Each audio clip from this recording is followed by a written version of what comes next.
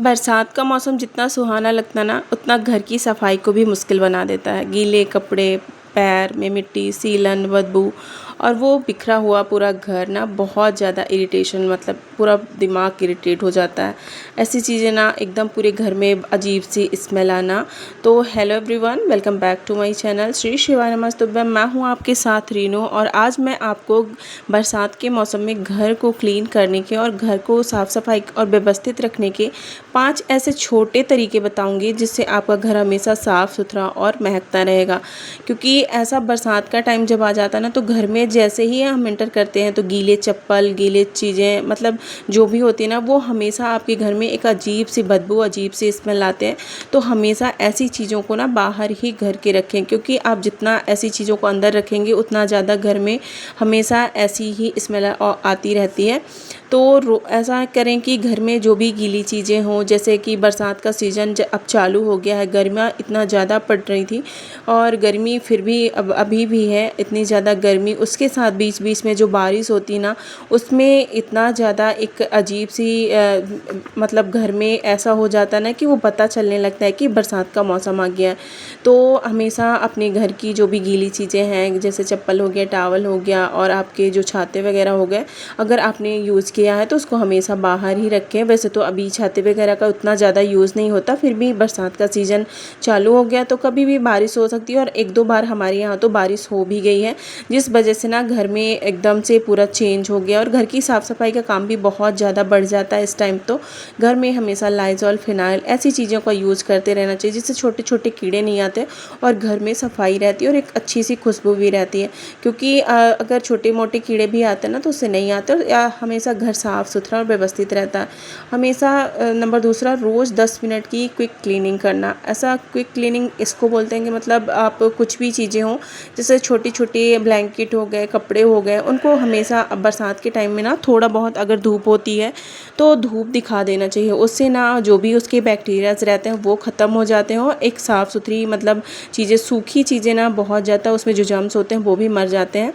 Number तीसरा कि जैसे ही घर में सब्जियां आएँ उनको अलग करके धुल के रखना चाहिए। जैसे कोई भी सब्ज़ी, जैसे हरी सब्जियां तो इस टाइम अभी खा सकते हैं, लेकिन जैसे ही अगला महीना आता है मतलब इसके बाद जुलाई वगैरह में तो हरी सब्जियां एकदम खाने लायक नहीं होती, क्योंकि वो जैसे ही मार्केट से आती हैं वैसे भी वो गीले पत्ते रहते हैं और उनको लाने के बाद अगर आपने उसको एक आध घंटे पॉलीथीन में या बैग में रख दिया उसके बाद से ना वो एकदम से ख़राब हो जाती हैं, वो यूज़ करने लायक नहीं होती। क्योंकि बरसात के टाइम में बहुत जल्दी सब्जियां ख़राब होती हैं, इस वजह से उनको अलग अलग छांट करके रख के फिर उनको अलग करके धुल के सुखा के ही अपने फ्रिज वगैरह में इसको स्टोर करके रखें। क्योंकि ऐसा होता है ना कि अगर हम बिना धुले सब्जियां रख देते हैं वो तो पहले से ही बाहर से इतनी जर्म्स में रहती हैं, इतना ज़्यादा गंदगी में रहती है, फिर फ्रिज में भी वो गंदगी में ही रहती हैं, तो जो भी खाना वगैरह आपका रहता है वो चीज़ें भी गंदी होती हैं। इसलिए हमेशा सब्जियों को, जितनी बार ही सब्जियाँ आपके घर में आए तो सभी सब्जियों को धुल दें, चाहे वो पत्ते वाली सब्जी हो या फिर जो भी सूखी सब्जियां हों जैसे टमाटर, प्याज, शिमला मिर्च जैसी जो भी सब्जियां आपके घर में आती हैं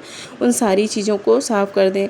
और नंबर चौथा कि घर में हमेशा थोड़ी सी हवा आने वाली मतलब जैसे ऐसा ना कि रोशनी आने जैसी हमेशा खुला रखें घर को। जब भी धूप हो या फिर हवा चल रही हो थोड़ा सा घर को 10-5 मिनट के लिए रोशनी आने दें, जिससे घर का ना एक एटमॉस्फेयर चेंज होता है और घर में जो भी नमी रहती है ना वो हट जाती है, जिससे जो अजीब सी बदबू आती है ना घर में वो नहीं आती। तो हमेशा 10 मिनट अपने घर में रोशनी ज़रूर आने दें जब भी धूप निकले। नंबर 5वां कि हमेशा फ्रिज वगैरह अब इस जब बारिश का मौसम चालू हो जाता है ना तो फिर जल्दी जल्दी क्लीन करना पड़ता है। जैसे अभी वीकली या मंथली क्लीन करते थे, मैं भी अभी जैसे 15 दिन में या फिर वीकली क्लीन करती थी फ्रिज को, क्योंकि मेरे छोटे बच्चे हैं तो जब भी कुछ वो फ्रिज से निकालते हैं तो ज़रूर से उसमें कुछ ना कुछ ऐसी चीज़ें गिरा पलटा देते हैं कि मतलब फ्रिज गंदा हो जाता है और मुझे क्लीन करना पड़ जाता है। तो वैसे भी मैं रोज़ डेली का नहीं कर पाती, हमेशा वीकली ही करती हूँ। अब ऐसा हो जाएगा ना कि अगर बरसात के टाइम में थोड़ा सा भी चीज़ें अगर फ्रिज में पड़ी रह जाती हैं या गिर जाती हैं, अगर तुरंत उनको क्लीन नहीं किया गया तो फिर वो अजीब सी बदबू आएगी और वो एकदम से गंदा लगेगा और उसमें हज़ार बीमारियां पैदा होंगी। इससे अच्छा है कि आप जब भी कुछ भी ऐसा हो तो वो एक क्विक क्लीनिंग ज़रूर यूज़ करें और ये तरीका ना आपके घर को एकदम साफ़ सुथरा रखेगा। क्योंकि घर छोटा है बड़ा है इससे कोई फ़र्क नहीं पड़ता। आपकी सफाई मैटर करती है कि आप किस तरह अपने घर को रहते हो, आप किस तरह अपने घर में रखते हो, मतलब चीज़ें रखते हो, आप घर में कैसे अपना सामान अपनी हर चीज़ को व्यवस्थित रखते हैं। छोटे बड़े से कोई फ़र्क नहीं पड़ता, सफाई बहुत ज़्यादा ज़रूरी होती है हर चीज़ों में। कि ऐसा नहीं है कि कोई आपके पास बहुत ज़्यादा लग्ज़री घर हो या फिर बहुत सारी सुविधाएं हों तभी इस घर को क्लीन करना चाहिए, नहीं ऐसा नहीं है। अगर आपके पास छोटा सा भी घर है, छोटी छोटी चीज़ें हैं, फिर भी आप उसको हमेशा साफ़ सुथरा और क्लीन रख सकती हैं, जिससे घर ना एकदम आपका फ्रेश रहेगा।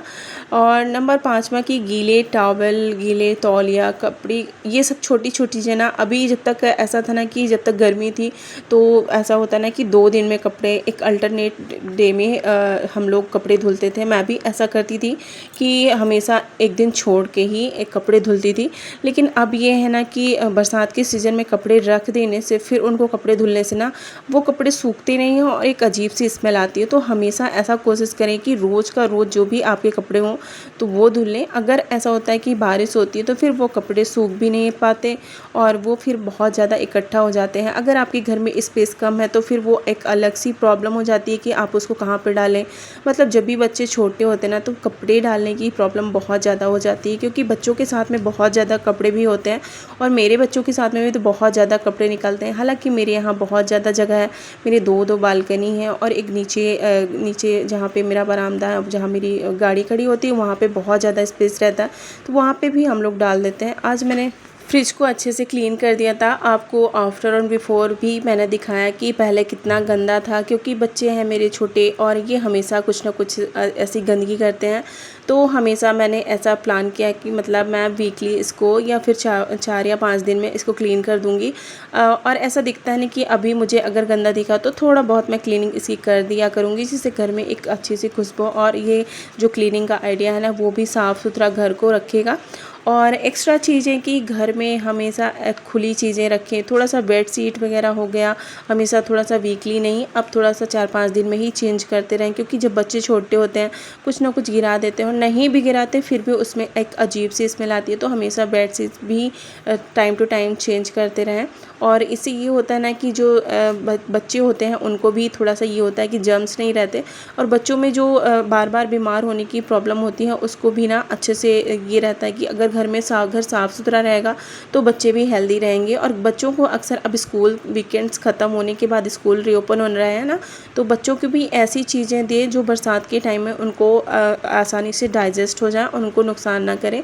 तो उतना ज़्यादा ऐसा होता है ना कि बच्चे बरसात में और ठंड के मौसम में ज़्यादा बीमार होते हैं, तो इन चीज़ों का थोड़ा सा हमेशा ध्यान रखना चाहिए। जिनके घर में छोटे बच्चे हैं तो उनको ऐसी चीज़ें खिलाएं जिसको वो अच्छे से पचा सकें या डाइजेस्ट कर लें, जिनसे उनको कोई प्रॉब्लम ना हो।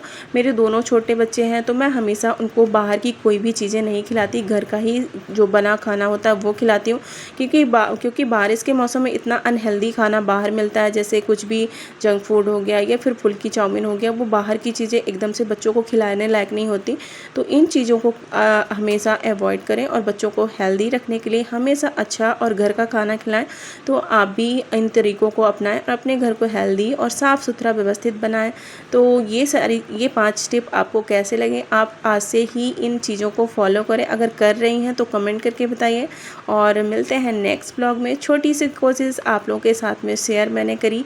अगर आपको मेरा ये वीडियो पसंद आए तो एक लाइक एंड चैनल को सब्सक्राइब करिएगा, जिससे मुझे भी मोटिवेशन मिलता है आगे और भी अच्छी वीडियोस बनाने के लिए। Bye bye.